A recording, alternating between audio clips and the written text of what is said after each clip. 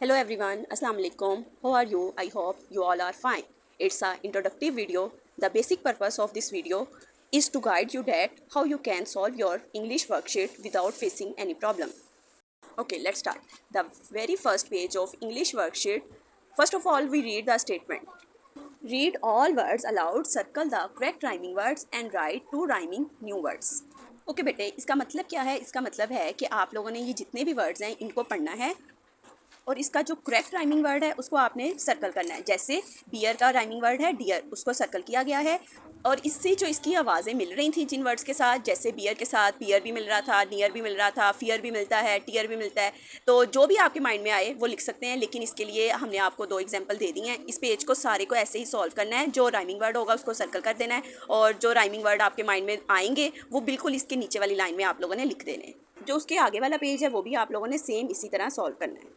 इसके नीचे एक वैल्यू नोट दिया गया है, उसको आप पढ़ें। Wake up early in the morning and discuss the rising sun. इसका मतलब है कि आप लोगों ने एक तो सुबह जल्दी उठना है, क्योंकि सुबह जल्दी उठना सेहत के लिए भी अच्छा होता है। और सुबह आपने उठ के आप लोगों ने देखना है कि सूरज जब निकलता है तो वो कितने साइज़ का होता है, जब वो दोपहर के टाइम होता है तो वो कितने साइज़ का होता है। इस तरह आप लोगों ने वो पूरा नोट करके एक वीडियो बनानी है।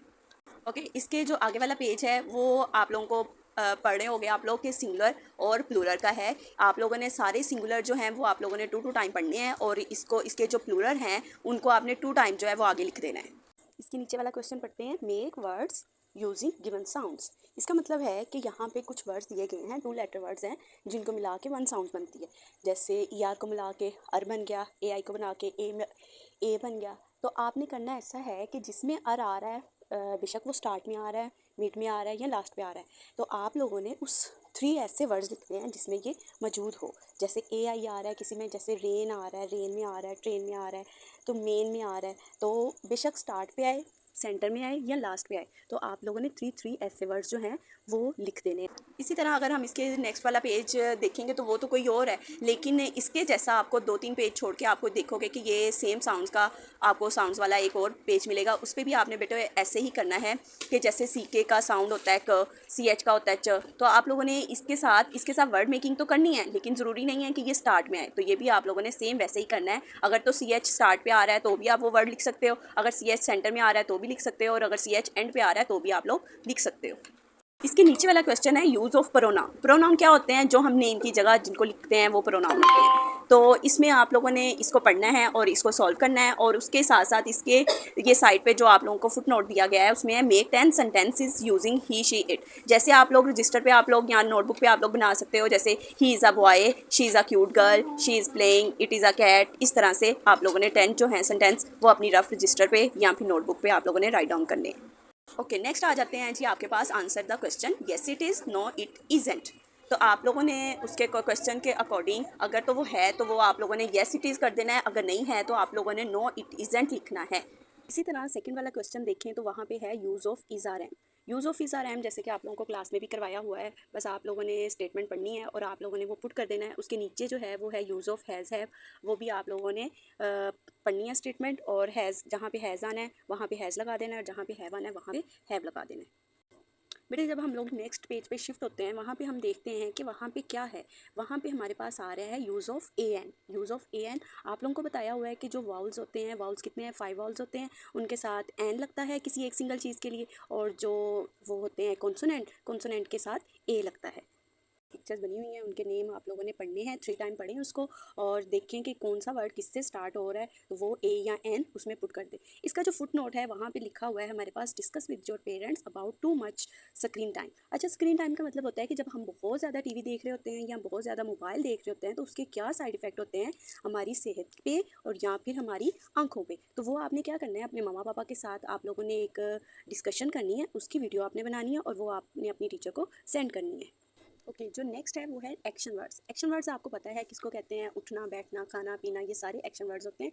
आपने इसको मैचिंग भी करना है, और उसके आगे वाला जो पेज है वो आप लोगों ने इसके फुल सेंटेंस में जो है आप लोगों ने क्वेश्चन पढ़ना है कि व्हाट इज़ शी डूइंग। अगर तो वो कुछ वॉच कर रही है तो आप लोगों ने कहना है, एक ऊपर लिखा हुआ है, जैसे एग्जाम्पल में लिखा हुआ है she is watching, she is drinking, she is playing, he is watching television. कुछ भी जो भी आपके क्वेश्चन का आंसर बनता है वो आप लोगों ने इस तरह फुल स्टेटमेंट में जो है वो आप लोगों ने अपना आंसर लिख देना है। ओके, जो नेक्स्ट वो है पेज है वहाँ पे है filling the blank with this is these are. तो आप लोगों ने इसको एक तो आप लोगों ने करेक्ट इसकी बतानी है क्वांटिटी, क्योंकि इसमें हाउ मैनी भी पूछा गया है और ये भी पूछा गया है कि अगर एक चीज़ होगी तो उसके लिए दिस आएगा और अगर ज़्यादा चीज़ें होती है उसके लिए दीज आता है। तो आप लोगों ने फुल जो है वो, अगर फॉर एग्जांपल 4 बॉल्स इधर बनी हुई हैं तो आप लोगों ने लिखना है दीज आर 4 बॉल्स। ओके, जो अगला पेज है वो है डिक्टेशन का। आपने बेटे इसका जो ऊपर स्टेटमेंट लिखी हुई है इसका मतलब है कि आपने जो इधर जो वर्ड्स दिए ना यहाँ पे कम वर्ड्स दिए हैं, तो आपने करना क्या है कि आप लोगों ने जो सिलेबस बुक में है या फिर नोटबुक पे हम लोगों ने डिक्टेशन लिखवाई है आपको, तो आप लोगों ने क्या करना है कि प्रैक्टिस तो उस सब वर्ड्स की करनी है, लेकिन आपने क्या करना है सिर्फ जो वर्ड लिखा हुआ है वर्ड को उसके आगे अगर 2 लाइन्स हैं 2 टाइम आप लोगों ने वर्ड ही लिखना है। यही सेम प्रैक्टिस आप लोगों ने करनी है। इसके अलावा जो बाकी वर्ड्स बच जाएंगे वो आप लोगों ने रफ नोटबुक पे प्रैक्टिस करनी है। इसके बाद आ जाता है इज़ार एम, दोबारा से रिपीट हुआ है। आप लोगों ने क्या करना है, शी के साथ अगर इज़ लगता है तो इसको टिक करके फुल सेंटेंस आगे लिख देना है। और इसी तरह क्वेश्चन आंसर है कैन अ चिक क्वैक, तो आपने बताना है कि yes it can, no it can't. के नीचे जो फुट नोट दिया गया है उसमें ये है कि आप लोगों ने देखना है कि how can we help other, हम लोग किस तरह से दूसरों की हेल्प कर सकते हैं। इसके बारे में या तो आप लोग अपनी मम्मा पापा से एक स्टोरी सुन सकते हो या फिर आप लोग यूट्यूब से एक स्टोरी देख सकते हो। जब आप लोग स्टोरी देख चुको और उसको अपने वर्ड्स में आप लोगों ने एक वीडियो बनानी है अपने वर्ड्स में, और आप लोग या तो अपने फ्रेंड्स को सुना लो या कज़न को सुनाते हुए आप लोगों ने एक वीडियो बनानी है और टीचर को सेंड करनी है।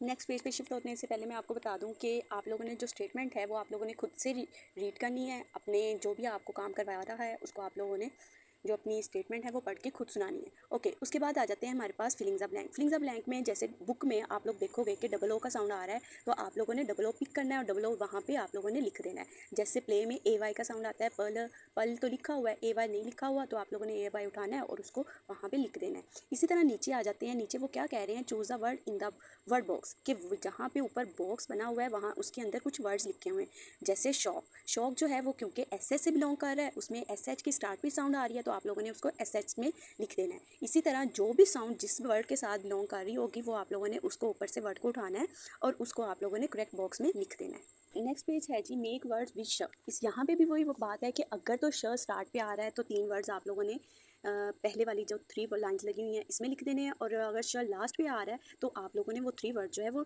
उसकी नेक्स्ट ये जो साइड पे सेकंड वाली लाइंस बनी हुई हैं यहाँ पे लिख देना है। उसके बाद नीचे जो है वो है बच्चों आप लोगों का कि आप लोगों ने ये जो सीक्वेंस है ना इसको करेक्ट करना है। जैसे पेन है, अगर तस्वीर में हमें पेन नज़र आ रहा है तो आप लोगों ने पेन के स्पेलिंग क्या होते हैं, ब ए न पेन, पेन लिख के उसके बारे में आप लोगों ने एक सेंटेंस लिखना है, इट इज़ अ पेन। उसके बाद आप लोगों ने ये फिलिंग्स अ ब्लैंक में माई सेल्फ लिख देना है, जो आपको पसंद है वो लिख देना है, और नीचे फुल सेंटेंस में उसके आगे वाला जो पेज है वो है फ्रूट्स नेम के बारे में। जो भी आपको फ्रूट पिक्चर में नज़र आ रहे हैं उसका आप लोगों ने फ्रूट का नेम लिख देना, और नीचे आप लोगों ने बॉक्स में से लेके क्वेश्चन जो क्वेश्चन आंसर है उसको आंसर को उसके आगे लिख देना है। इसके बाद जो कंप्लीट द नेक्स्ट पेज है वहाँ पे है complete the sentences with he is, she is और हीज़ हर। जैसे आपको पता है कि ही के साथ हीज़ यूज़ होता है और शी के साथ हर यूज़ होता है, तो आप लोग नीचे वाला क्वेश्चन आप लोग तस्वीर को देख के कंप्लीट कर सकते हैं। अगला नेक्स्ट है हमारे पास identify and match the body parts. जो बॉडी पार्ट्स को आप पढ़ें जो है उसके साथ उसको मैच कर दें। नीचे वाला जो क्वेश्चन है वो है टेस्ट और draw any 3 house hold object. जैसे घर में कोई सी भी 3 चीज़ें हैं, जैसे चम्मच हो गया, बाउल होगी, गिलास हो गया, वो आप पेस्ट भी कर सकते हैं और लगा भी सकते हैं, इसी तरह क्लासरूम की। उसके बाद आप लोग माई बुक लिखेंगे। अल्लाह हाफिज़।